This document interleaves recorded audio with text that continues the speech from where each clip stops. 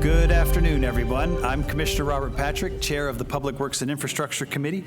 I am joined, the PWI team is Commissioner Ted Terry from Super District 6, as well as our presiding officer and District 4 Commissioner, Shakira Johnson. Getting started with our first agenda item is going to be the minutes, agenda item 2026-0484. This is for all commission districts, minutes of the March 3rd, 2026 Public Works and Infrastructure Committee meeting. Commissioners, are we comfortable on voting of this? I make a motion to approve. Second. Okay, proper motion, proper second. All those in favor, raise your hand and say aye. Aye. Aye, all right. If we have Ms. Sensei, we're going to go ahead and do the operational assessment update for PWI. We've had these updates for the other committees today, and certainly looking forward to PWI. Welcome to the best committee ever? Already? Ever. Awesome. Getting used to this, but there's some slight nuances in the different committees, and they all require their own special attention, so we'll go through the process. Lakeisha Sensei, managing principal of the Momentum Firm. Back in September, we were hired to be the implementers and change managers of the Malden & Jenkins Organizational and Performance Assessment. We promised at that time that we'll engage the board early and regularly. This is one of our quarterly updates, and we did provide an update back in December to this committee, but it was written.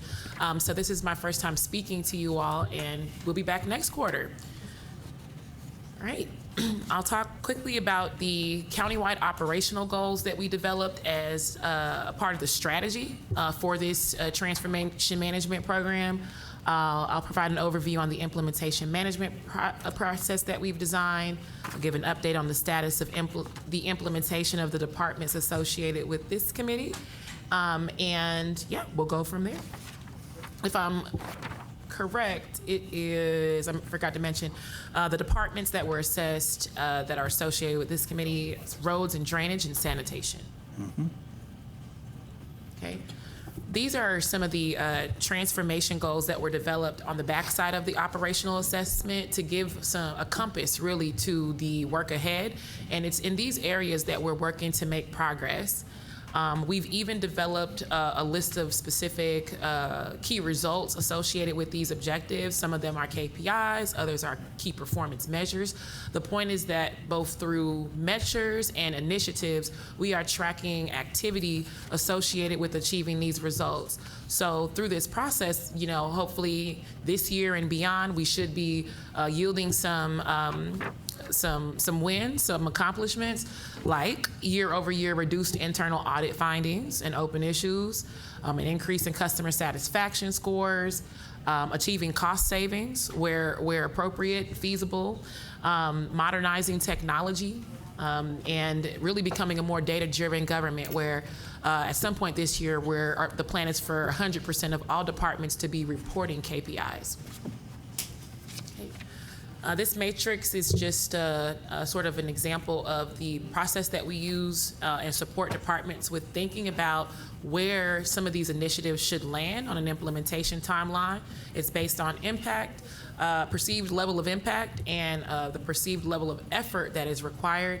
And it's in the top quadrant that we're focused, right? We're trying to implement and support the implementation of quick wins, which are initiatives that have high impact but require low effort to implement, and some of the major projects that we don't want to lose sight of. Yes, they may be heavier lifts to get across the finish line, but they have a ton of impact potential, and so we are doing our best to kind of mitigate issues, overcome roadblocks with departments, and provide the change management needed to get those major projects across the line.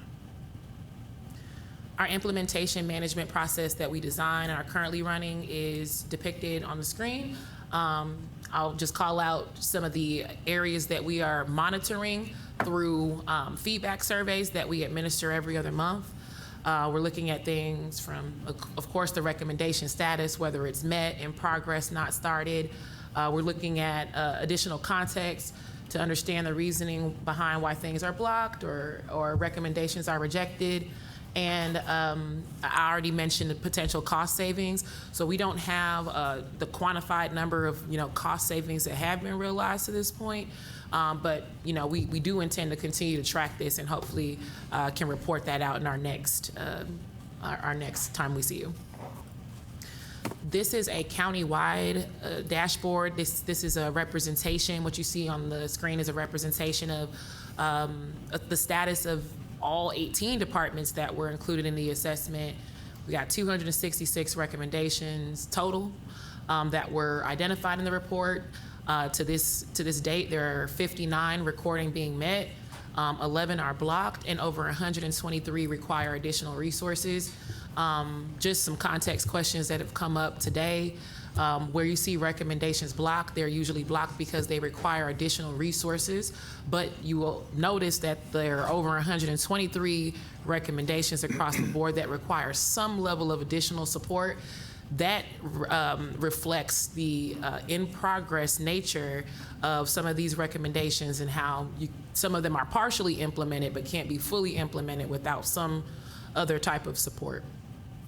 And we went into detail for roads and drainage and sanitation, specifically the type of support that they are asking for, right?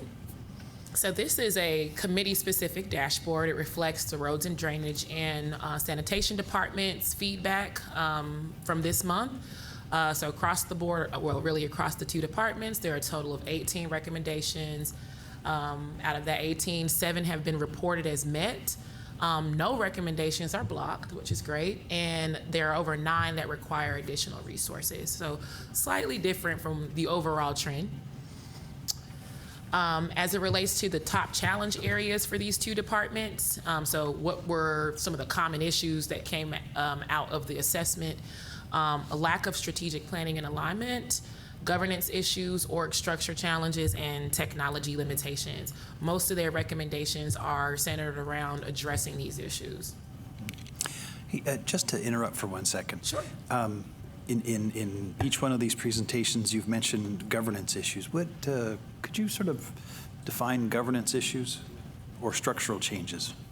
Yes. I know there's an actual definition because Malden and Jenkins came up with these categories when they identified the issues, right, for synthesis purposes. So I don't want to articulate the wrong definition, but what I can say is that governance issues from, our interactions, anecdotally what we're hearing from departments are around lack of clarity on roles, responsibility, and authority. Okay. When you have that as a foundational issue, we'll notice how we have a lot of process issues, a lot of bottlenecks and operational problems. And so one of the things that we're prioritizing across the board is to sort of refine the administrative governance structure, ensure that department heads are clear on their decision-making rights, the thresholds associated with that. And all of this is, of course, aligned with the Org Act. So the point is it needs to be documented. And we believe that foundationally would create a lot of clarity needed for departments that interact with one another, even for implementing processes. There's like, well, do I have the authority to enforce this process if it's not being complied by a department? So we're trying to work through those things, but you're absolutely right. Comes up all the time as one of the top issues, but rightfully so. We think it's also one of the best places to start across the board.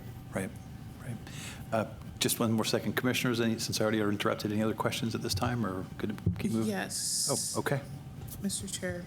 And I did sit in on the other committee meetings, but I'm still trying to make sure I truly understand the difference between the blocked and the recommendations requiring resources. So if it's blocked, does it mean that we are aware of what is stopping the movement, but we haven't started making the progress? Correct. To move it forward. There's some blocker, exactly. So they've said they accepted the recommendation. They literally cannot even begin implementing it without resource requirement satisfaction. But there are some recommendations that are already in progress that cannot be completed until additional resources are provided. And In the feedback survey that we administer every month, departments provide context when they mark it as such. So we do have qualitative insights associated with these answers if you all ever want a deep dive or drill down rather. Okay, so just make sure I understand in my head. So the blocked is, there's something in the way, we know something is in the way, but we've not started to take the steps to move the block. It doesn't mean that we haven't taken the steps, because it could be we requested it in the FY26 budget, but it was rejected, so it's blocked. We did attempt, you see what I mean, to implement it, but there is a blocker. But I can't say that that's always the reason, funding, and that's why I want to be careful.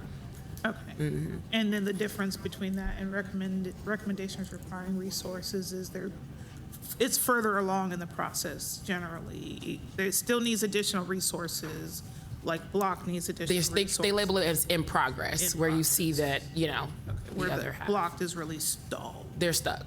Okay. We're not moving. There's no way to move until something is addressed that they're requesting. Okay. I think I got it. And this is the slide that actually represents the types of blockers. And so you'll see the colors with the blue. So additional funding and so additional funding for roads and drainage and sanitation overwhelmingly is one of the top blockers. What we've seen in the other committees today is it's almost been equal, where it's the blockers are additional funding and cross-departmental support needed. That's definitely something operationally that we could address. For example, just creating that space for that cross-pollination, interdepartmental collaboration. But this is unique, I would say, to the departments in this committee, that most of them are blocked because of funding reasons. And so we pulled down some insights that shed some light on that.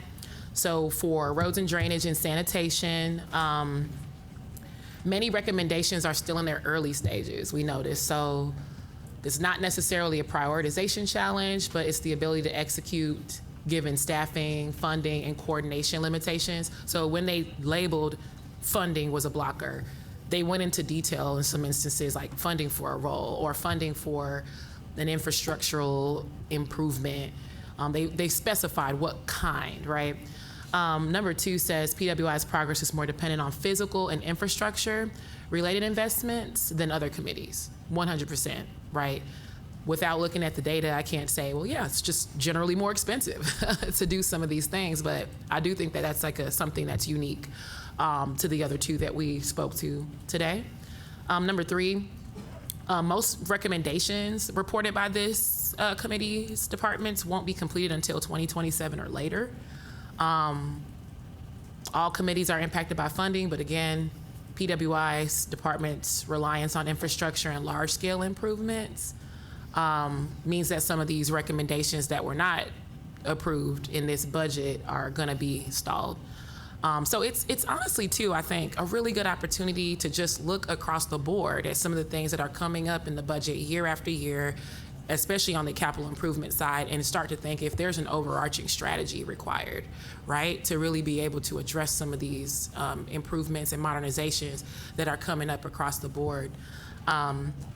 Cross-departmental coordination is a critical bottleneck due to the nature of PWI's work. And again, we are looking at operating model changes inside of the administration to foster better interdepartmental collaboration. I see that as just a quick win. So many departments rely on one another for resources and information, but lack a system, right, to really collaborate with one another, hold each other accountable, be transparent and stay on top of progress reporting. So we're going to be addressing that and changing those things to hopefully improve that. And then lastly, PWI's performance may appear slower than the county overall, but reflects higher implementation complexity. So we did just want to mention that some of the things that Malden and Jenkins recommended for these 2 departments, they are complex, they are capital improvements, and we imagine that, some of those things just require specific and detailed strategy and prioritization. I've talked about these sort of insights overall. reflective of some of the things we mentioned for the departments associated with the PWI committee, but I would just say that in a nutshell, governance issues, organizational structure challenges, and technology limitations across the board were the types of challenges that continue to emerge. So we're really looking to drive a lot of changes and progress, and we're focusing on those 3 areas this quarter, which we imagine will have trickle-down impact once we try to address them at the portfolio level. So I'll pause there to see if there are any additional questions. Thank you, Mr. Chair. Thank you again. So yes, it's my 3rd one today. So I've gotten the spiel. I appreciate that. And I'm a big fan of the dashboard and just tracking everything. And I didn't get into this on the last 2 committees because I'm not on those committees. But the real meat of what you're talking about is the final pages, because you have the actual recommendations. And you have very specific things. So I think it would really behoove the committees to don't just read the dashboard and say, great, we're making progress, but to actually dive in to the details, mostly because we, in some form or fashion, have heard about these operational issues by virtue of being on the committee, in some cases for like 5 or 6 years. And so, us going through sort of the line by line and where they're at, being met, in progress, if there's any blocks, I think some of the committee members actually probably would have some good feedback or input on how we sort of strategies or something that might be missing. One thing I did notice, and this is probably more on the roads and drainage side, I was trying to find, did we ever address the inventory of the metal plates as one of the operational assessments? That's just kind of like a long-standing issue of metal plates being sort of out there on the in the world, and they may have kind of gotten lost. Was that a recommendation specifically, or you're saying you want to know if that was included? I'm afraid it may not have made the Malden and Jenkins report, but I think it maybe kind of speaks to the SOPs of like how like roads and drainage keeps inventory of, yep, we've got 300 metal plates out there, and any metal plate that's been out there for more than 6 months, we were like, there should be a little flag that pops up and says, hey, this one's been out there and it's still out there and it's on the list. So I feel like that's kind of addressed in the R&D R253, which is just updating the SOPs dated before 2022.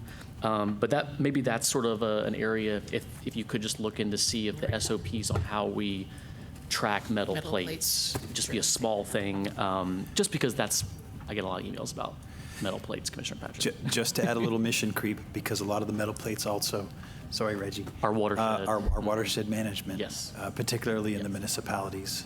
That they are full-service cities, but we still handle water and sewer services, and so that ends up being a frequent concern that residents give to us. So the question is, like, what is the process for addressing tracking, time framing, SOPs on tracking? It's probably just, it kind of similar to like the I think that's what City Works was supposed to do, to kind of keep track of all the work orders. The work order management and like system. follow through on them. Sure, I'll do the digging and see where that comes in. And like I said, we are tracking additional operational improvements that go beyond the recommendations. I know we're required to address the 266, but when we come back, we're going to have key results, to your point, Commissioner Ted Terry, because that, again, is the whole, that's why I came back to this slide, right? Like, yes, it's great to have 200 recommendations out of 266 implemented. What does that really mean for us?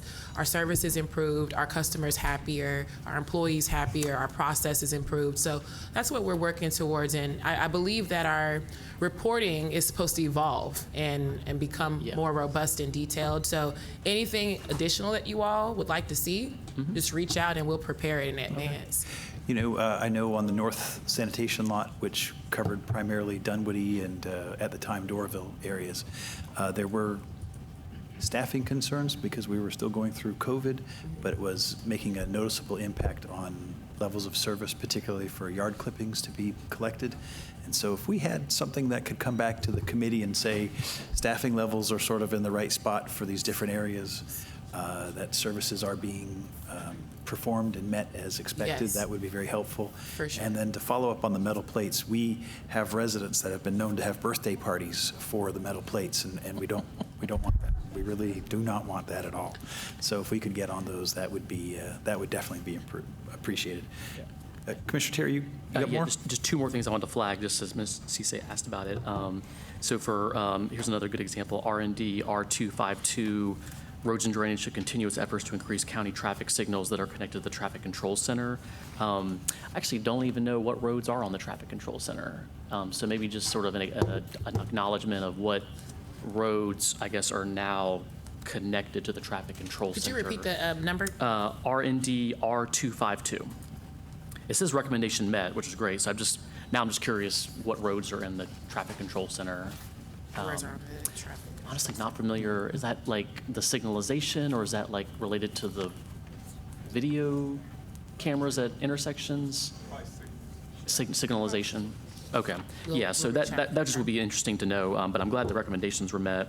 And then Commissioner Patrick, I think you actually, that was the other thing I was going to bring up about for the sanitation portion. I think a lot of the recommendations come to sort of staffing and how we compensate drivers like CDL, which that's been sort of a longstanding issue. So that one to me should be top of mind because I think it impacts how the different lots are staffed. Absolutely. And that's acknowledged in some of these. One of these is talking about like a shuttle between lots that could help sort of employees get around more efficiently. The only other thing I wanted to flag that I think is something we're still grappling with, no pun intended, is the automatic side loaders within the sanitation department. And I think at one point we thought that, the efficiency measure would be to switch over to I guess they called them like the one-arm bandit. But some of the routes are so small that truck just never was going to fit down the streets, right? And then some of our developments that we're approving, especially townhome developments, we're actually designing these townhome developments where the alleyway isn't big enough for those trucks to even maneuver. And so we have to have sanitation do a special route with a smaller truck to go down the townhome alleyways because they're the only ones that'll fit. Wow. And, for me personally, what that generally means is every once in a while, my house gets skipped because someone might have been out that day or someone new might have gone on the route. And it's literally like just in our area, there's only a few of those specific. So it's almost like a small truck has to jump around the county just to fit within the alleyway sort of. So now we have like different vehicle sizes for different streets.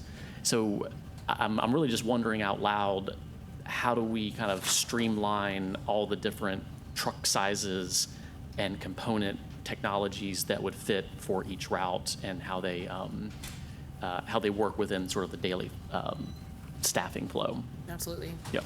Thank you. I've taken note of this, and during our action planning meeting, these are things that we can go into more detail on and come back and report, likely before the next social report, the next quarter. I think these are things that we can send over in the interim.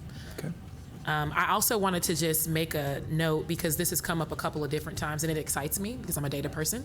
But you all are mentioning a lot about workforce levels, whether they're adequate, decisions around that, funding around that, and really comparing and being able to cross-tabulate that with department performance, essentially. And so one of the things that we're doing in this process is also developing key performance measures, standard key performance measures, and being able to visualize some of those measures where feasible. It's a technical uphill battle, but we're trying our best to be able to visualize some of these KPIs and on Power BI dashboards. And we've already built a dashboard with all of the HR data that shows the vacancy rates and trends of those vacancy rates right now. And you can kind of compare that to other jurisdictions and where does DeKalb County fit. What we're working on this year is to be able to build out this scorecard, if you would, so that we have the standard metrics, then we'll be able to say, okay, well, look at cycle time in this department that has a workforce shortage versus cycle time in this department that doesn't necessarily have a vacancy rate issue, et cetera. So we are trying to become more data-driven throughout this entire process, and these questions that you all are asking for hopefully should be reflected in dashboards soon. Okay, good. You made me think of one other thing. So I'm glad that you mentioned that, the KPIs. So the theory of the KPIs is to track how we're doing and that we're meeting those goals. What, and this is something you don't have to answer now, but are there performance incentives within the departments down to the staff level that would allow efficiency and productivity to be increased, and with using the KPIs for even rank and file employees to understand if they can do X, Y, and Z, it translates into performance incentives, other words, more money in their paycheck, or other type of bonuses that are sort of the incentive reward to meet the KPIs. Yeah, I actually just had a conversation last week with COO Williams about exploring options for incentivizing performance improvement, knowing that the change is coming down the line around 100% of departments reporting KPIs, us now monitoring performance, et cetera. And so, I defer to COO Williams and the governing authority about what can be possibly done to incentivize staff, but I do believe that's being explored. And well, just because you're an expert and you know the industry, just help us understand like what the industry, what other options, how they treat it, just so we understand if those are things that are being done. Yeah, I did say that we were going to share some market research insights on those incentives, and then just try to explore and see what's feasible and appropriate here for DeKalb. But that is the way to put the bow on it. They'll encourage participation for sure. All right. Okay. Thank you, Commissioner Terry. Commissioner Johnson, any questions? I had, two things. On the conversation about the sanitation trucks, I think that's an example of cross-departmental, because some of that could also be addressed with our planning department and the requirements of how wide streets need to be for future development. So that's something cross-departmental. It's not so much a question for you, ma'am. I think it's more of a question for my colleagues. When we're talking about the blocks, especially the ones that are funding-related blocks, and it might actually bleed over into FAB, but I feel like if we had an idea of what those actual funding blocks are, that could help inform us when we're having our budget discussions. So we'll probably bring this up when you present the FAB as well, but whether we do it just in FAB or if each committee is looking at the funding blocks and how we can help implement those in either the mid-year budget or the annual budget, I think that's us doing our part of making sure that the departments can be successful in this assessment. Agreed. So, thank you. For, I guess, interdepartmental cooperation, there's a resident that I have in District 1 that says that Fulton County has a camera technology that they can detect either graffiti or potholes or any issues that are in the community because there's an AI component to it. So I believe we had funded all of our trucks to have video cameras on them. If that is in fact been implemented, is there a way that we can have an AI component that looks at those videos and can proactively say, there's potholes on this street, and then it sends a list over to roads and drainage, or if there's graffiti, then get over to code enforcement and ask them to take a look at it. That would be a phenomenal improvement, I think. I'm drawing a blank on the specific recommendation, but I'm almost positive we had this conversation in sanitation and the AI component came up. I need to go back and look at the specific recommendation. I can't recall if it had been implemented or not, which I think is your question, but what you're describing absolutely came up. So I believe it is in the assessment, and if I'm not mistaken, I believe it has been implemented. We talked about the AI tool component. I know that IT on the other side, because administrative policy is something that we're also fixing, or is working on that responsible AI policy to be able to track and ensure that, AI implementation is compliant and also achieving efficiencies, Yeah. right? Yeah. But certainly I will follow up on the technological component associated with that recommendation. I see Ted. Yeah. Well, I mean, It's cool stuff. sanitation is guaranteed to be on every road at least once Yeah. a week. And if we can put that data to use for the improvement for our residents, I think that's a double win right there. So, Yes.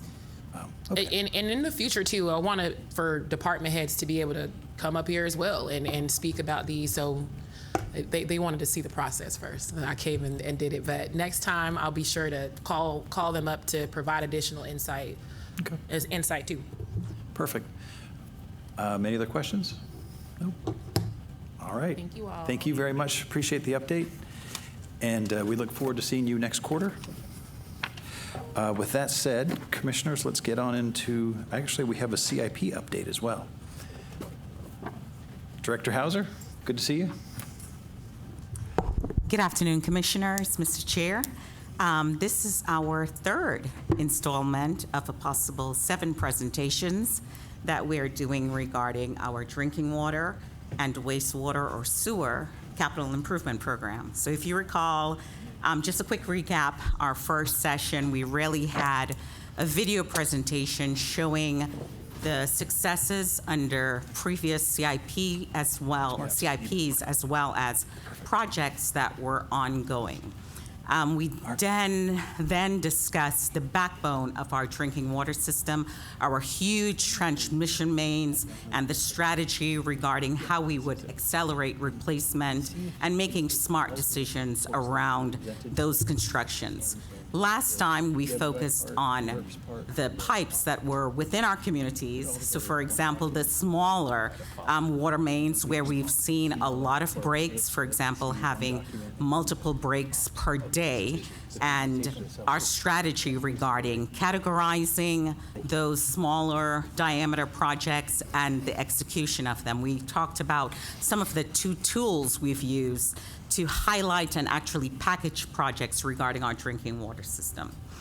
Alongside that, we were talking about the procedures and the guides that we were actually refreshing and adding to that will help us in the development and the execution of our CIP. So that involved, for example, how do we define a CIP project? How do we go about prioritizing them so we are giving proper weight on the water side, on the sewer side? Today, we're going to shift, and we have a host of people in the back, if y'all want to wave your hands there. They're not all going to speak. We're going to keep it 15 minutes, but they do support each other. And as I mentioned before, there's a huge amount of hands that go into making the CIP and executing the CIP. So 2 people I want to introduce. We have our Assistant Director of Plant Operations, Mr. Kenneth Gobin. So he will be coming up and speaking on the latter half of this of the presentation, and he really has responsibilities for all of our plants, both the water plant and the wastewater treatment plant. We also have Assistant Director who can make her way up, Dorota Taborda, and she will be speaking. She's our Assistant Director of Regulatory Compliance. You've heard from her before as we were discussing the copper rule and just things that we have to do on a regulatory basis. And she has had responsibilities for the water treatment plant projects, and she continued on in that role even though she's now operating as our Assistant Director. So I believe she has the first portion, and then we will switch after we discuss our water treatment plant. As you know, and I'll just say it for the public, DeKalb County is unique in the metro area in that we have 1 water supply and we have 1 water treatment plant. Hence, even though that water treatment plant was first constructed in 1942, received improvements in 2007, remnants of that 1942 plant remain. And part of our strategy surrounding the CIP is to address those gaps. If you recall, we've had failures already of our water treatment plant capabilities 3 times, where we've been left with just having potentially hours worth of water ready for our residents and commercial entities as well as visitors to DeKalb. So part of what Dora is going to present is our strategy, certain projects that we're going to utilize to increase the resiliency at our water treatment plant. Dora? Hey, good afternoon and welcome. Good afternoon, Commissioners. Thank you for having me this afternoon. Absolutely. I'm going to talk about our drinking water plan and few of the CIP projects that we are currently running at the water treatment plant to improve our service, as Director Hauser just mentioned. So as you might know, this is our only water treatment plant. We intake our water from the Chattahoochee River, and we, in the water treatment process, is an advanced oxidation water treatment process where we eliminate the solids, eliminate organics, and of course, we clean the water to make it safe for consumption. So the majority of the projects that we're going to talk about are related to meeting compliance requirements from EPD and to ensure the continuity of water services for our residents. So the first project that we have this project is ongoing, is the conversion from caustic to liquid lime. This is a chemical that we add at the end of the process to stabilize the pH and ensure. We haven't found any lead pipes so far in DeKalb County, as I mentioned before. But if we ever find the existence of a lead pipe, by having our pH high, we prevent from any leakage from that lead, any reaction from the water with that lead. That's how the basis helps on the water treatment. And is the pH of the water is regulated by EPD, and that's why we're trying to optimize it. Also, the caustic is very dangerous for our operators. It might be explosive, so we want to do the shift to liquid lime. In addition, all our county industries will be benefit from this, and everybody who uses our water as their primary product to produce any drinking, they will benefit by having a more stable water. The next project is the largest project that we have at the Candler Water Treatment Plant, and this project we have been working for at least 6 years developing the conceptual design of this project. And basically what it is we will eliminate the old water treatment plant that you can see here in color tile.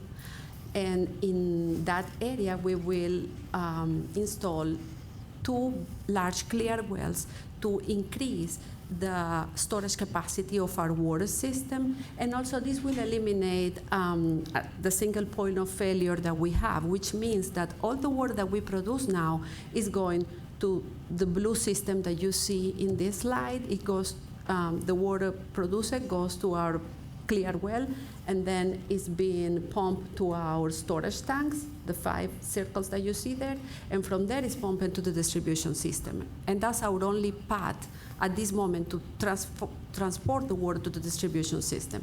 Any failure in the transfer pump system will mean that we won't be able to push any more water to the system. This is why we are, with the Clear Well project, we are adding the 2 red tanks that you see there, plus another pump station to have a secondary path to be able to transport our produced water to the distribution system in case we have any failure. Of course, when you have such a large project, you also need construction management services, because we're going to have several crews working in different areas at the water treatment plant. And the construction management service is professional consultants who are going to give us inspectors and construction managers that are going to look at the contractors and are going to make sure that they deliver the product as indicated by the design.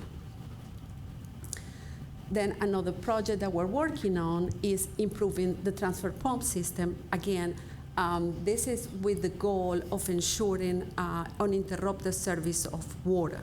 We had in the past a couple of failures on this transfer pump system, and it's because we have basically all pumps and all process control system. With this project, what we'll do is we'll put new pumps, new process control system, and this will reduce even the any chances for us to have to issue any boil water advisory because the pressure in the distribution system went low, and ensure that there is uninterrupted system of our water. We also are working on the filter assessment and the media replacement. This is a project driven mainly by compliance. As you might know, EPA is coming up with new PFAS regulation. You might have heard people asking us for PFAS. Mm-hmm. So at this moment, the GAC media that we have in the filters is enough to trap all the PFAS particles. Nice. So we are meeting compliance. However, the media is a little bit old. As you know, everything ages, and so it's time for us to replace the media and look at on the drain of the filter, which is the base of the filters, make sure that it is in proper shape, and with the new media we'll have capacity to keep trapping not only the PFAS but also the all the organics that produce odor. Mm-hmm. And also, of course, these filters are biologically active. We have microorganisms living in there, so they're also going to degrade more organics. And so the water that comes out of there is very polished. Together, also with all those improvements, EPA requires us to have a separate source of power for the water treatment plant. So currently, as you might know, we have the electrical source of power, Georgia Power, but in addition, we have the diesel generators at the plant. And they are a little bit aged. The process control system is old because, you know, all computer gets old and all these type of things. So the objective of this project is to bring 3 new generators and all the computers and all the SCADA and all the process control updated. So if we have any failure in terms of the weather, you know, we have all these big storms in Georgia all the time, then we will be able to use the diesel generators as needed to keep the plant operating and pushing out the water that we need. So this also give us more resilience in our ability to put water out of the plant. I think that we've got questions as well, or I've got questions as well, but Commissioner Terry, if you'd like to go first. Oh, yeah, just back on that last slide. Yes, sir. So how does this renovation fit into the South Face Clean Energy Study? Because I believe that they identified several locations, including watershed sites, that could allow for solar installation and battery backup, as well as battery generators. So how is the department interfacing with the proposed RFP on the solar installations and battery backup at county facilities? Looking at Zach. I'm letting, yeah. So one more time, the question was, how is the South Face report interfacing with? Yeah, because I think like I didn't realize that we were going to tear down the whole building. Mm-hmm. That's news to me, but I'm glad we're having this discussion. And it just, because you're talking about installing diesel generators, just curious, because part of the South Face Clean Energy Plan was to deploy solar at various sites, including, I think, at the water treatment site as well, but then to have solar and battery backup at those two components really support each other. And I know that there's, I believe, even additional work that may be coming before you very shortly in terms of the implementation of the South Face plan with solar and such. Where we stand specifically with the Scott Candler water treatment plant, I'm not in a position to say. I just don't know off the top of my head. Okay. But we can ensure that when we bring forward a solar solution, you know, that's one of the key places that we'll be looking at. Okay. Well, I think the main question maybe could be if Director Butler could just tell us if the RFP for solar includes Scott Candler as a site. You don't have to answer that now. I'm just curious. Yeah, we'll double check, but I know that because I think that's coming soon. So, okay. And if it doesn't, maybe we can modify it. Yeah. Okay. And I guess is the And is the rationale for having a diesel generator just because it's just sort of the industry standard? Kenneth has a quick answer. Oh, okay. Yeah. So, as far as the generators go, we're a power hog, so we're talking 4,160 volts to run a pump on our high service pumps to feed the water out. That's what these generators provide. So it's gonna take a lot of solar to get us there. So as far as what the generators do, the solar wouldn't really help us. We need a lot of real estate, a lot of panels to make that possible, as Right. far as what this part of the plant needs. No, I understand. Well, are the generators for backup? Yes, sir. Okay. Yeah, I mean, I think what I was actually referring to is not powering the plant with solar. It's actually related to how we use solar energy during the day as a power component, being a cheaper energy source than Georgia Power would charge us for the kilowattage. And then if there is additional capacity, it's stored in battery backup generators. And so, but in essence, the thing that I'm asking you all to look at is having a hybrid approach. So Yes. by incorporating solar and battery backup, it doesn't replace 100% of the energy usage, but it provides cost savings as well as additional flexibility during outages, or simply kicking on the battery generators to a certain extent of the kilowatt required, not as a backup, but to actually be that power source. So the solar is literally banking that battery to be used when the sun's not shining. Yeah, you might want to look back in, I think it was 2019, Cherry Street Energy had came out to the Pole Bridge plant. Yeah, that's To right. also do the evaluation of. Yeah, and the South Face Plan, Cherry Street updated their solar assessment for county facilities. I think it was based on 2023 numbers. Right. So that's just the main thing, is just if the solar RFP is looking at Scott Candler, it sounds like part of it wouldn't be in contention because you're demolishing part of the building, so that wouldn't make sense. But at one point, there was talk about some of the green, sort of the grassy area, as well as the floating solar panels on the reservoirs. And we did, sorry, as part of the study of the demolition project, we did an analysis to see if installing solar panels in the new building, because we are demolishing the old plant and we are installing new buildings. And we were sizing the solar panels on the roof of the new buildings, and we were thinking, like you say, as a partial power component, but I believe the price of the battery at the time that we did the study prohibited moving forward. It was not economically feasible, given to what Ken just said, that the amount of power that we need is so large that the batteries, the cost that we would incur in buying the batteries would have been so high. But certainly we can Yeah. review that again, Yeah, and I that think, option again. just to clarify, like don't think about the batteries as a replacement for the emergency generators, like 100%. Think about it more as how you taper off energy demand as the sun goes down. So it's purely from an energy perspective, maybe less so from a backup generator perspective, if that makes sense. It's like two different scenarios, but similar. Thank you. Thank you, Commissioner. Commissioner Johnson? Yes, just a quick question on this slide about the generator backup. I see that the schedule and the cost of the project is to be determined. How far out is that? Just curious. Are we thinking a year, 2 years? Oh, no, we're planning to do it very soon. Okay. And Ken here is getting several quotes Okay. for the generators, because we're trying to save money. And so he's trying to piggyback from other state contract that we could get a more reasonable price for the generators. And in addition to that, we're trying to get reasonable prices also for the process control system. Understood. Perfect. Thank you. Okay. So the generator project costs, we have gotten at an $18 million quote at the moment. One of the things we learned that we're going to be fighting with are data centers. They're driving the demand for a lot of generators. So the lead times then push the project out due to the data centers. Thank you, Ken. Thank you very much. Just Wait, to is there room follow for a up, data center on this site? Hey. Just asking. at the very bottom, right? Commissioner Johnson, any other questions? That's it. Okay. Following up with Commissioner Terry's question, and since you mentioned the data centers, I remember them saying, our planning staff saying that level 4 generators is, I think, the industry standard, and they're the most efficient and least polluting. That is the standard of generator that we're looking for to place there? Well, absolutely.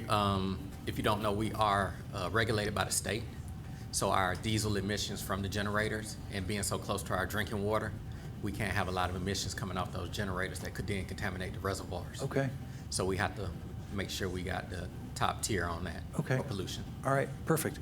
And then, since you also mentioned this one, instead of the floating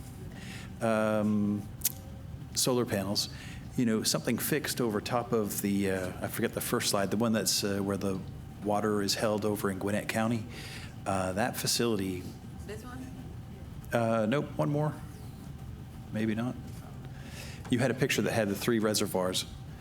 And the one that's over in Gwinnett County would be probably ideal spot that you could put that. Nope, it's on the other side of Flowers Road. Anyway, just making a pitch for that notion that, it would be a fixed location. We know the water level goes up and down at a pretty regular, is it that one right there for the cover sheet? But that would be a recommendation. That to me does seem like, there you go, right there. Raw water reservoir number 3 seems like it would be an ideal place to put something like that. But I'm a planner, not an engineer. I'm gonna send you the Los Angeles County Water Authority did a pilot of a floating solar panel that actually has a sort of it tilts the solar Okay. As the sun, so it's kind of like the most recent example of sort of efficiency. Nice. And the numbers are really good. I know in the past y'all didn't want anything to touch the water, but I mean, it seems like it's working for other water authorities. So just and this is just all in the vein of cost savings and energy savings. Okay. Yeah. All right. Well, I think we're questioned out right now, Ken. So get us quick while we're not saying anything else. Okay, well, be pretty quick here. I'm going to talk about the Pole Bridge plant, and the Pole Bridge wastewater plant is been in service since like 1981. One of the main issues we're having at the Pole Bridge plant are in that top right picture is the electrical switchgear. The electrical switchgear is what's fed from Georgia Power that feeds the power into the plant, to the buildings, and to the equipment that you see in that picture. It's at its end of service life. It's a lot of obsolete parts, so sometimes if electrical surge comes through, we can either replace the part, we may have to rebuild the part, but also the main reason to go ahead and change out this switchgear now is due to the fact that we're at our electrical capacity. So we cannot add any equipment to optimize the plant. We can't change out equipment like UV light, which will be for disinfection instead of using chlorine gas, which poses a risk to the environment and to the public. So we'd like to go that route, but we don't have the power to do it. So we need the electrical switchgear upgrade to do that. Georgia Power would be the one to install it because they need to run the feeder lines, install the unit. We're looking at about a $5 million cost. The actual lead time is about a year. So if we gave them the order today, it'll be a year from now before it comes in for delivery, and then the install wouldn't take, but probably 2 months at the most. So that's that. The middle picture that you see is the bus duct. We have a couple of those in the plant, and what the bus duct does, it supplies the energy that comes from the switchgear into the buildings to the equipment, and that equipment is over 35 years old. It's been deteriorating. We've patched it up, put it together, but it ultimately needs to be replaced, and also, again, it has to be replaced because with the electrical upgrade and carrying more current, it wouldn't support it anyway. So that's about $1 million to replace those and get us where we need to be electrically and have stable electricity. In 2011, there was a power study done that showed, by not having stable energy, we've lost equipment, switchboards, PLCs, and also VFDs that drive the equipment. So that's why I'm really pushing for this. The last thing I want to talk about are the gates. The gates at Pole Bridge are the same age as the plant, over 40 years old. We have about 67 gates throughout the plant. These gates are used to isolate tanks and equipment so we can isolate flows to the tank so we can shut it down for maintenance, or if we just want to shut it down for process control. But the gates now throughout the age have got pitting and corrosion, so they're not sealing well, or the metal has eaten away to where it's not sealed to the concrete, to the tank, to where it doesn't properly seal, so we get seepage and things of that nature. And I definitely don't want my people in a tank trying to clean and water's coming in on them, or it gives way. Yeah. And also the process as well will be affected by things blending that shouldn't blend due to bad gates. So the gate project will probably run about $5 million. It'll probably take at least 2 years to start to finish from the time we get the fabrication orders in, because they're various sizes throughout the plant.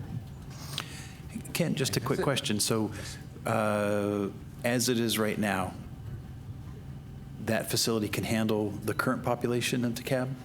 Yes, Pole Bridge is designed, that's why we're not asking for expansion, because Pole Bridge was designed to handle 20 MGD.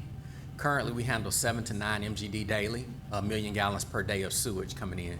So we have the luxury there of taking tanks offline, so we can be more efficient. So as that side of the county grows, we can take more flow, but ultimately nature has gotten us, and time has caught up with us. If I recall, everything north of La Vista Road goes to City of Atlanta, is that correct? Pretty much, yes. Is if worst case scenario happens, Pole Bridge can handle capacity from north of La Vista, or is that no one's contemplated that question yet? No, I've always thought about that, because I wanted to, me personally, I want to not pay City of Atlanta anything. I would like DeKalb County to treat every bit of our water. The water plant put out 56 million gallons today. Snapfinger's going to treat about 25 of that.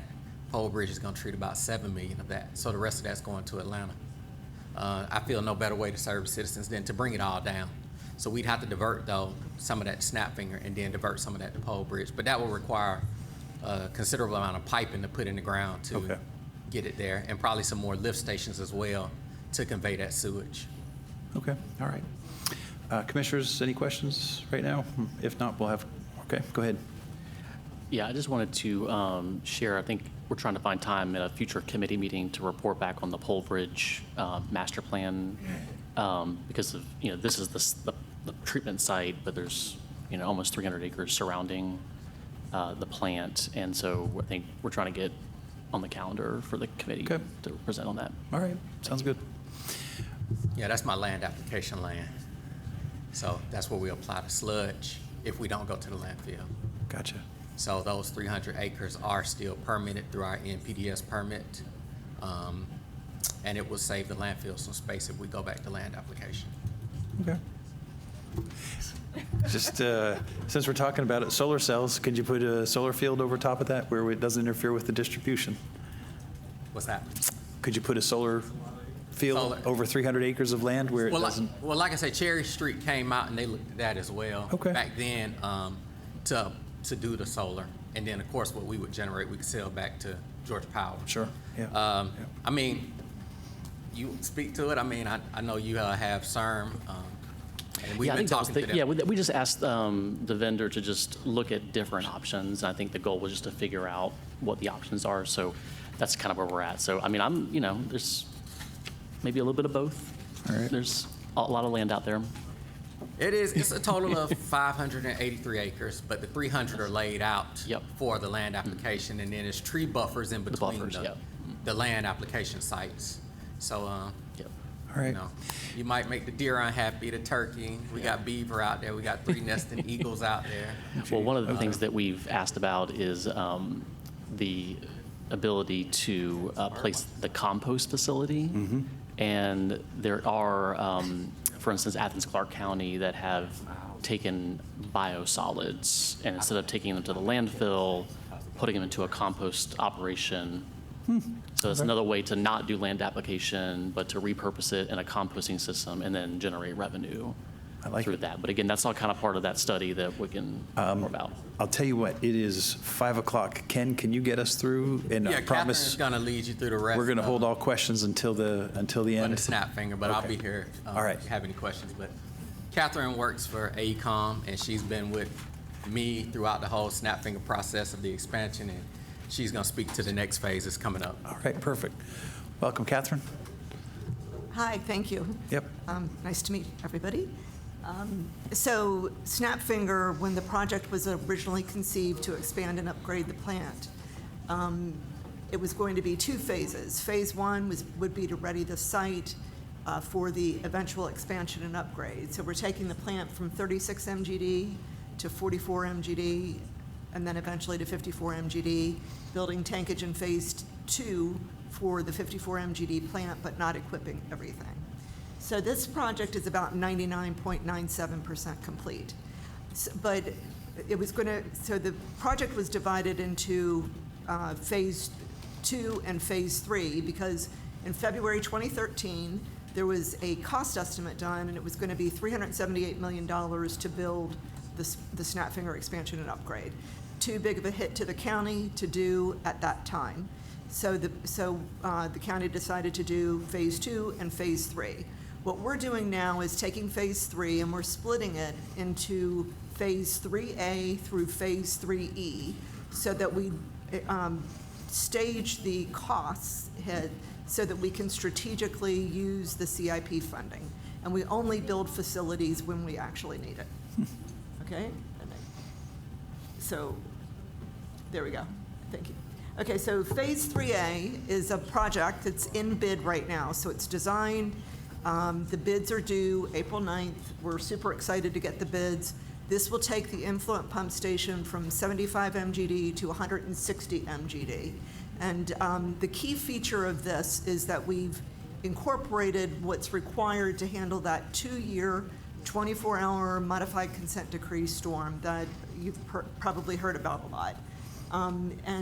So this was originally going to be basically 120 MGD pump station, or 129 with a little bit going to EQ. It's now 160 MGD. The plant will be able to build out 100 MGD, so that means 60 MGD will go to equalization. So also with this Phase 3A, we're going to convert the abandoned tanks that were abandoned after Phase 2 to an additional 12.3 million gallons of equalization. The benefit of this is it gives us a little breathing room on the consent decree until we are able to complete these facilities. Phase 3B is an ongoing design build project with change order 1 that's already been approved. We're going to equip the 6 UV tanks that were constructed in Phase 2 with equipment. And the benefit of this is we will get rid of gaseous chlorine from this plant. Gaseous chlorine obviously is very hazardous. But the other benefit is these gaseous chlorine facilities were designed for the original 36 MGD plant. Right now the plant is permitted for 44 MGD, and we're shooting for that 54 MGD plant. So putting this UV facilities in will allow for the eventual build out of the plant. Phase 3C, that project is also at bid right now. And the bids are due next Thursday. And we are, again, super excited to get the bids on that. And what we're going to do with Phase 3C is build out the existing clusters 1 through 4 in the membrane plant that was constructed in Phase 2. So that we get as much membrane surface area as possible in the plant, and that way we can more reliably achieve the peak hourly flow rate for the Phase 2 facilities. And we're going to do some other things to, again, address reliability with some pump stations, with the blower system. I won't go into those details. Now we're going to Phase 3D. So Phase 3D, we are going to build out membrane clusters 5 and 6.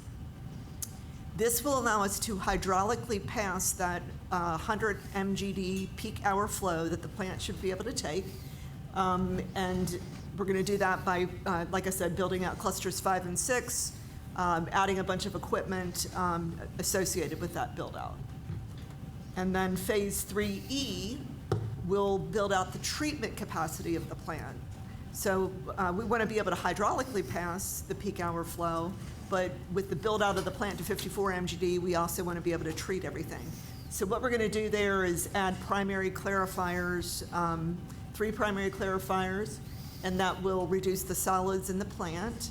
It will improve the membrane life, and it will also improve the plant efficiency because the bug population will be keyed in on what the biological process actually needs to treat that 54 MGD flow. So we're also looking ahead at Phase 4.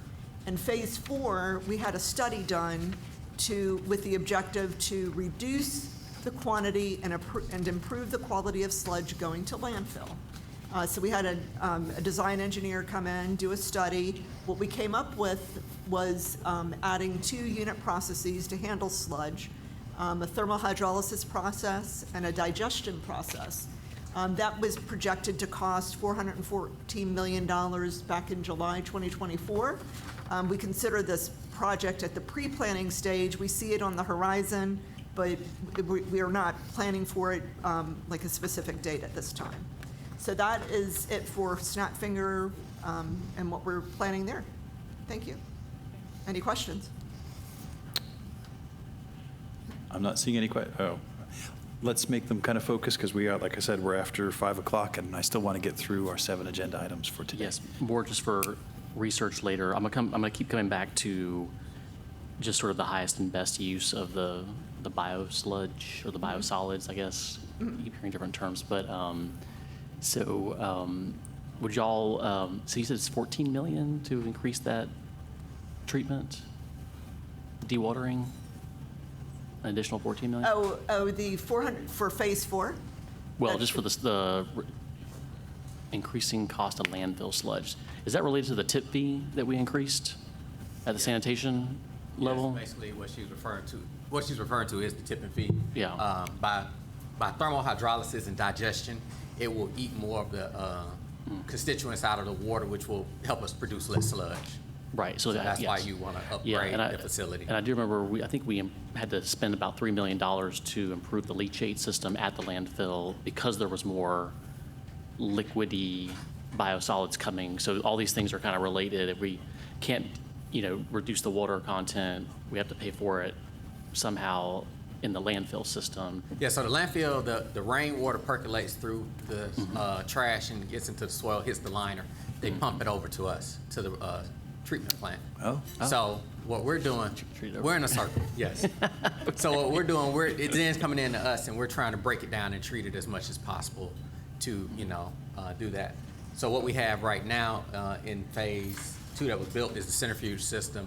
So we're treating our sludge, which our sludge production has decreased since we went into the new plant. So we are more efficient at eating those constituents out of the wastewater.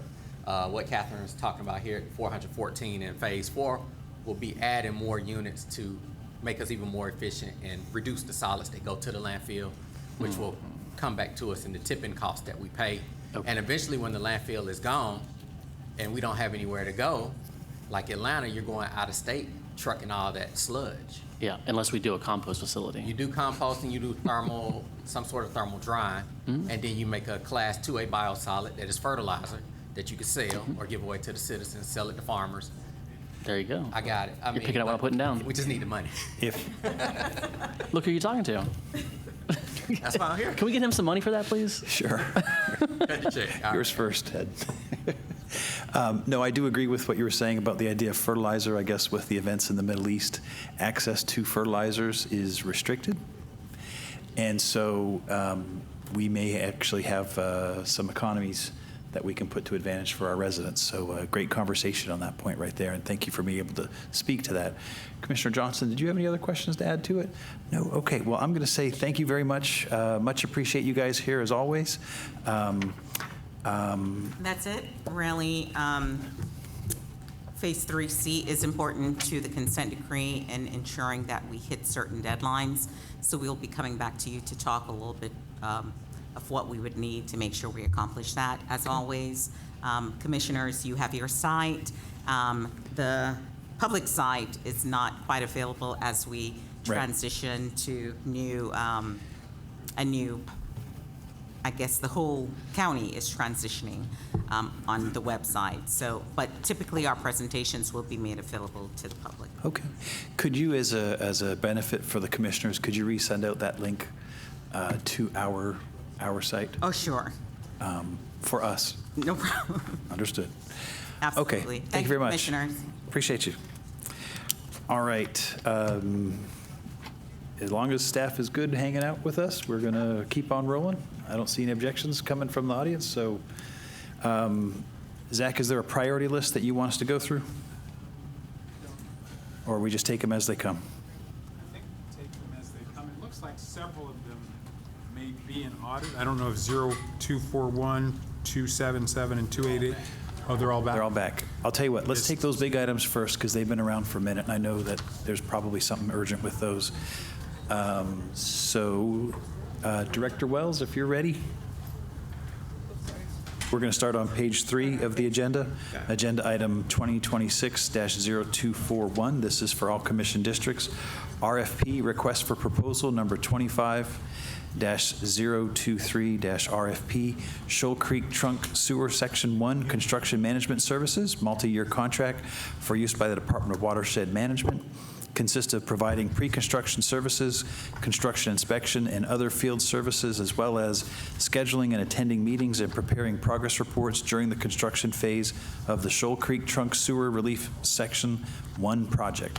Recommend award to the highest scoring proposer, Benchmark Management LLC, total amount not to exceed $5,648,923.50. Director Wells. Yes, sir. So, about 2 months ago, we came forth with the legislation for the actual construction of the Shoal Creek Trunk Section 1 project. This item here in particular is for the construction management of that said project. Because of the sheer magnitude, we need a dedicated construction manager to assist to ensure that we have full conformance to the design standards, and the construction is in a manner that it's above question, and we more than get what we paid for. Understood. Absolutely.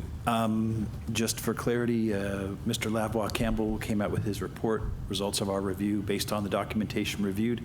OIIA determined that the $5,648,923.50 was supported. Yes, sir. Commissioners, any questions or concerns, or ready to roll? I'll just note that I know Benchmark to be a reputable firm, so that's good to see. Okay, open the floor for a motion. Move to approve item ending in 0241. All right, we got a proper motion, proper second. All those in favor, raise your hand and say aye. Aye. All right. Director Wells, we're going to move on to the next one, agenda item 2026-0277. This is for all commission districts. Low bid invitation number 2025-069 ITB.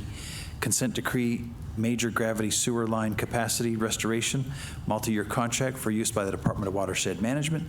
Consists primarily to address urgent sanitary sewer maintenance and rehabilitation needs identified through assessment in the ongoing sewer assessment and rehabilitation program, OSARP, and the maintenance management system, MMS, program.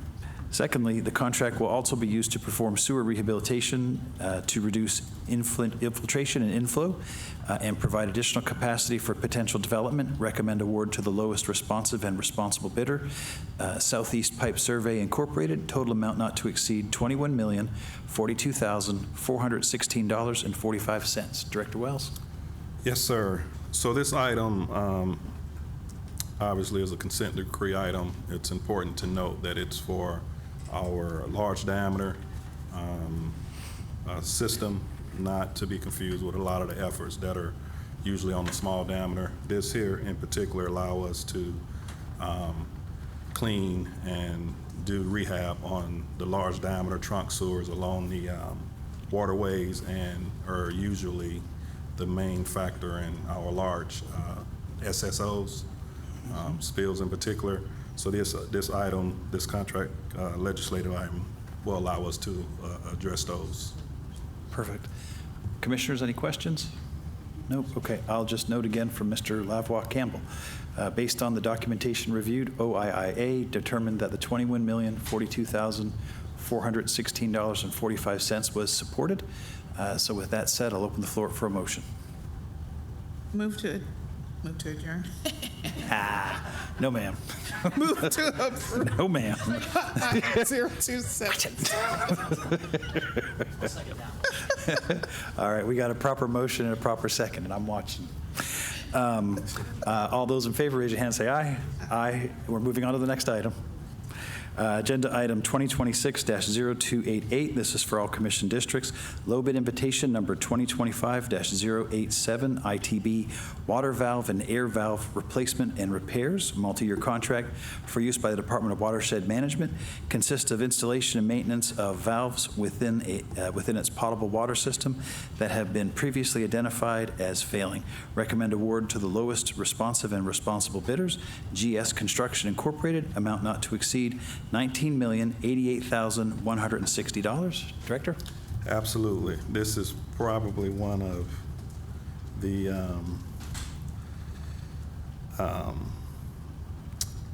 most important items I've presented since I've returned here to DeKalb County. There's a desperate need for us to have a mechanism to really be able to repair and replace our water valves within our water distribution system. And this item here allows us to do just that. We currently have a exercising and assessment program that's going on, but once you find those items, those valves that need maintenance, repair, replace, this mechanism will allow us to do just that. Perfect. All right. Commissioners, any questions? So just to make sure I'm understanding, there's this, we're doing a systematic process across the system on where the status of the valves, and then we can proactively replace them and not just wait till they fail. Absolutely. That's the exact intent. Perfect. I'm here for it. She's an engineer. A great one for And at the right time when we need I'm going it. to approve it. You don't have to do all that. Commissioner Terry, any questions? Well, Everything he knows, right? All right, well, that said, Commissioners, I'll open the floor for motion. And I guess before I do that, again, Mr. Lavoie Campbell, our review showed that the $19,088,160 cited on the agenda was supported. So again, open the floor for a motion. Second. Got a proper motion, proper second. All those in favor, raise your hand and say aye. Aye. All right, got that. Thank you guys greatly. All right. Thank you. Thank you, Director. I guess circling back, let's go to Public Works Sanitation on page 2. This will be agenda item 2026-0408. This is for all commission districts. Renewal of contract number 2000201, rock crushing, annual contract, first renewal with 2 options to renew for use by the Department of Public Works Sanitation. This contract consists of crushing rock, granite, stone, and hauling materials to and from the Seminole landfill. Request seeks to ratify a previously provided contract term increase. This request also seeks to exercise the first renewal option through February 28, 2027, awarded to ATL Aggregates, LLC, amount not to exceed $175,000. Hey, good afternoon. How are you today? Good afternoon, sirs and madam. Yeah, this is a request for our concrete operation, crushing the concrete that we use in our pad building and putting the roads around. And this is the first renewal option out of 2. Okay. Commissioners, any questions? I crushed it. Thank you so much. Thank you so much. You know, we're just working together as a bunch of Rolling Stones. But no hard feelings. Understood. Somebody safe. I do need a motion on this one if we're good to go. Move to approve item 0406. All right, second. All those in favor, raise your hand, say aye. Aye. Okay. Next, this is Public Works Sanitation and Beautification, Fire Rescue, DeKalb DEMA, DeKalb Emergency Management Agency, and Public Works Roads and Drainage. Agenda item 2026-0462. This is for all commission districts. Change order number 3 to contract number 1378111. Beverages for use by the Department of Public Works Sanitation and Beautification, Fire Rescue, DeKalb Emergency Management Agency, and Public Works Roads and Drainage. This contract consists of providing beverages for county employees working primarily outside throughout the summer season. This request seeks to add police services and the Department of Watershed Management to the contract to increase the contract funds and term through May 8th, 2027, awarded to Coca-Cola Bottling Company, United Incorporated, amount not to exceed $185,000. Director Wells. Yes, sir. So this item is for us to be able to take care of the valuable team members throughout DeKalb, in particular in the public works infrastructure sector, which include all those departments you named there, as well as public safety.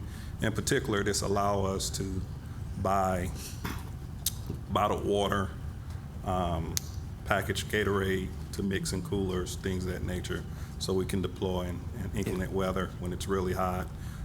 In addition, Watershed also use it to depart pallets of water when there's extended outages or whatnot. So this is a very important item for us to be able to take care of our employees, more especially during the summer. Do we know, is this DeKalb water or other water? It's bottled water. It's just bottled water. Okay, thank you. Commissioners, any questions on this item? No, sir. No? Okay. Open the floor for a motion. Move to approve item 0462.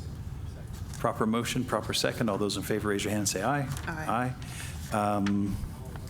I guess let's take the next one, 2026, this is top of page 3, 2026-0497 for Commission Districts 4 and 7, extension of the contract time provision for City of Tucker ADA Transportation Plan. Who can speak to this item? Alan Mitchell.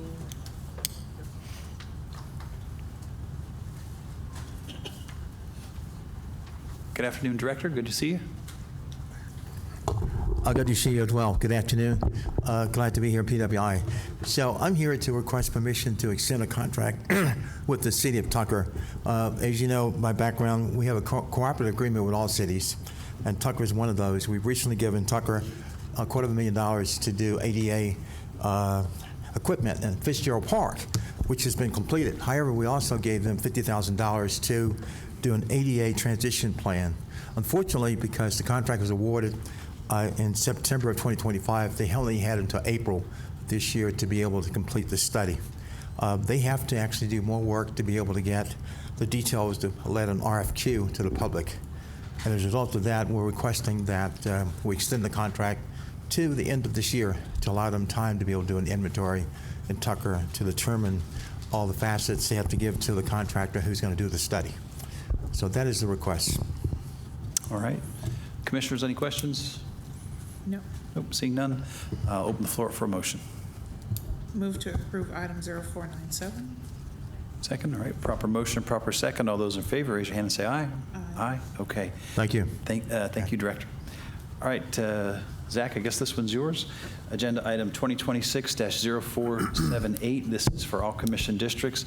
An allocation of up to $300,000 to contract with a firm to perform research and analysis of the county's water and sewer system. This analysis will determine how the county's water and sewer function can be best managed to ensure long-term health and stability of the county's water and sewer assets, and whether optimum service delivery would be achieved through the existing structure, reorganizing, outsourcing in whole or in part, or the creation of a water and sewer authority. Yes, sir.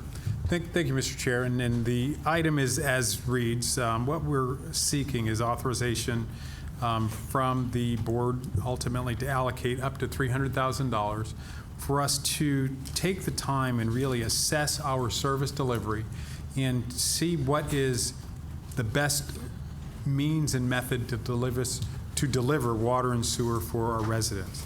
The logic behind it, this is in part our commitment to improving our service delivery. We don't have any necessary preconceived notions, but we do feel now is the time. Over the last year, we have implemented the 10-10 rate increase. We are on track in terms of moving forward with our capital program, as Director Hauser has indicated. I think our water billing has tremendously improved. We've implemented the RAP program. So there's a number of key milestones that we have met. But we find that we're at a time where we need to ask ourselves, now what is the best way for long-term service delivery with water and sewer? Although we look back and historically we've had challenges. I mean, the fact remains that but for, long past, but for inactivity of previous administrations, previous boards, we never would have been in a consent decree.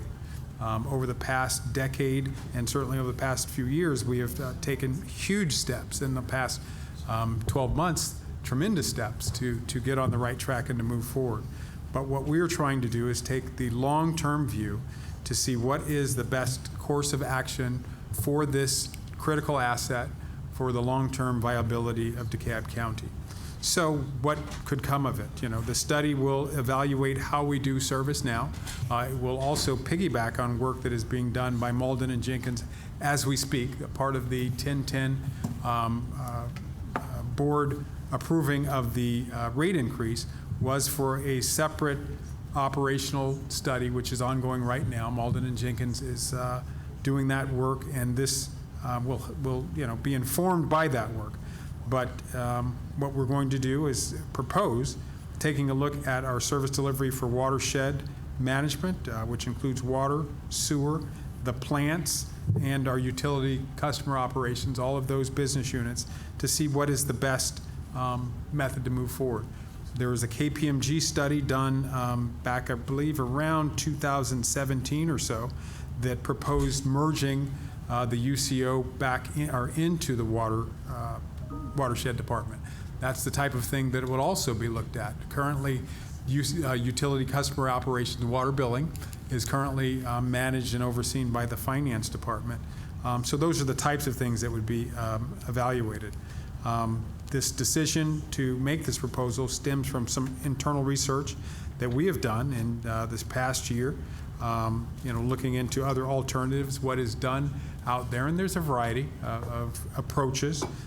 Some people have outsourced and privatized, some have created water authorities, some have combined their billing and operations into one business unit.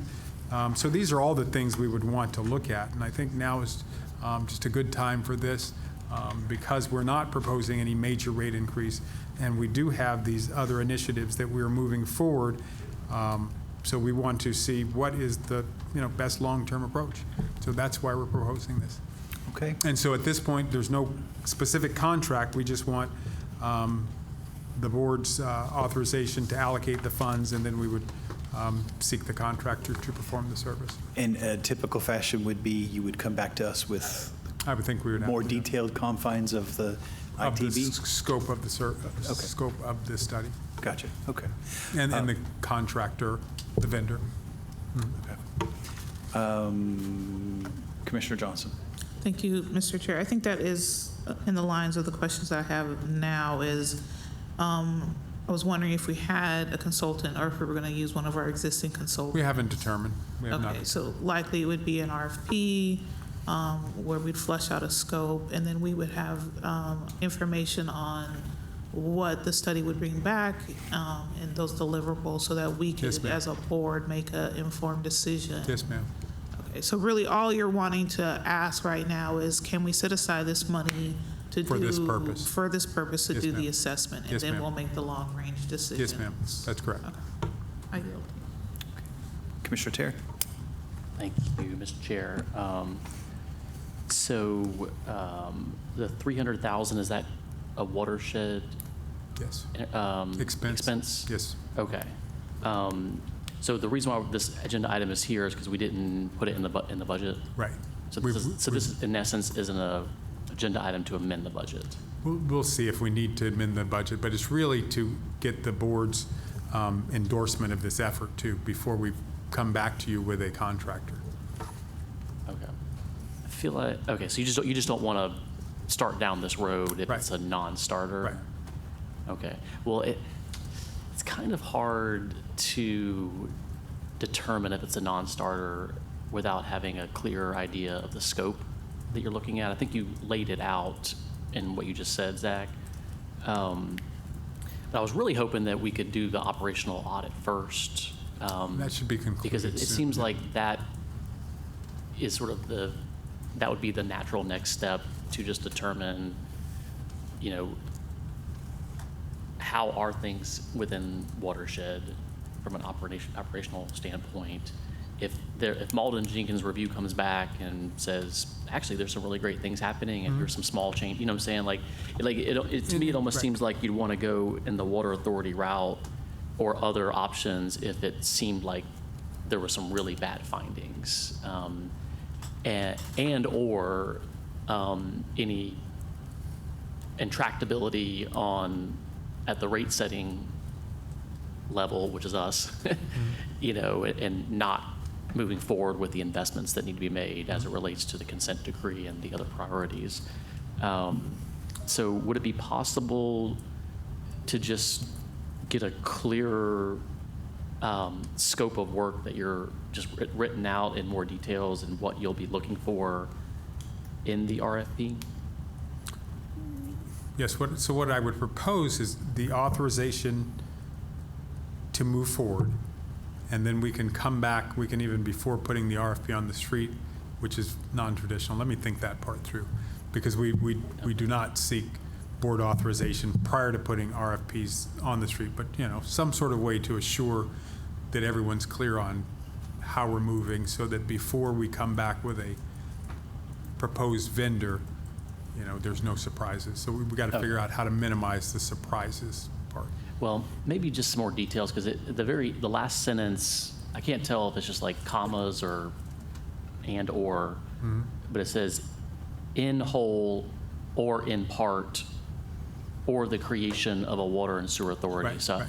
I'm trying to figure out what's the end goal here? Right. So the goal of this is to do an open, honest assessment without a preconceived presumption that it ends in an authority, or it ends in an outsourcing, or it ends in a consolidation of the UCO with the existing business units. We would literally have someone take a look at all of those, because it could be any number of things. Okay, well, that's just one small piece of the puzzle, though, right? I mean, just taking billing. Right, yes, that's, putting them together. I'm just saying, any of these things could be, what is ultimately proposed. Okay. And, a few years ago, commissioners, I was very interested in a water and sewer authority because I felt like we weren't making progress on, the various things related to water and sewer. But then we got a new CEO and a new board, and we took action, and I feel like we've set ourselves up for success for the next 10 years. So I am concerned that there's maybe a little bit of, we already made the hard decision to raise water rates, to address the consent decree and fix all the systemic issues.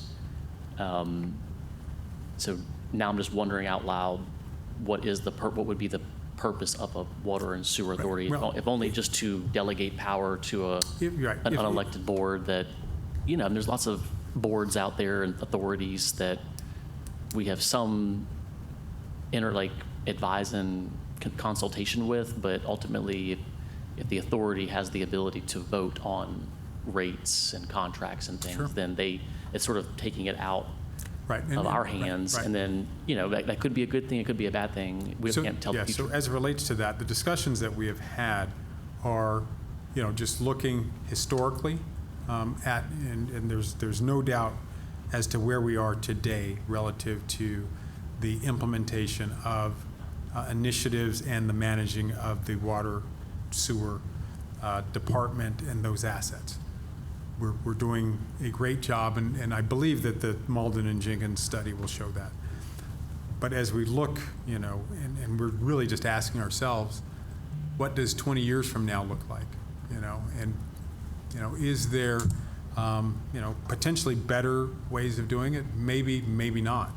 A number of our peer counties have moved to authorities, but there are those who have not. So Okay. it's literally taking this opportunity to explore, to see, Okay. what is in the best interest of the citizens. Okay.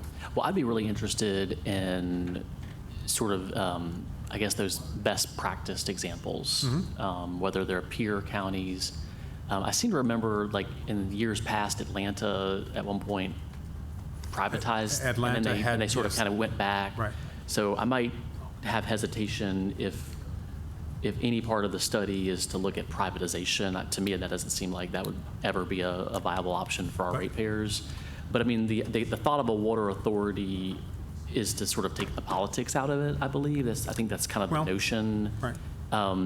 So I understand the mindset there. So, I mean, I'd be happy to move forward with this if we could just maybe get and not asking for approval of the RFP, but just by the time it comes back to the board, just a more detailed, here's what we are actually looking for We can do line that. by line, just so it's very clear and what the expectations are of Do that. the contract and then what the firm will be doing.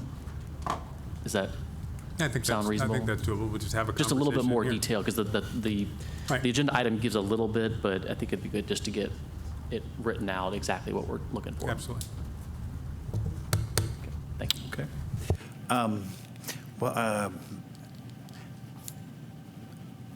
When the question was first asked, I had said no straight out.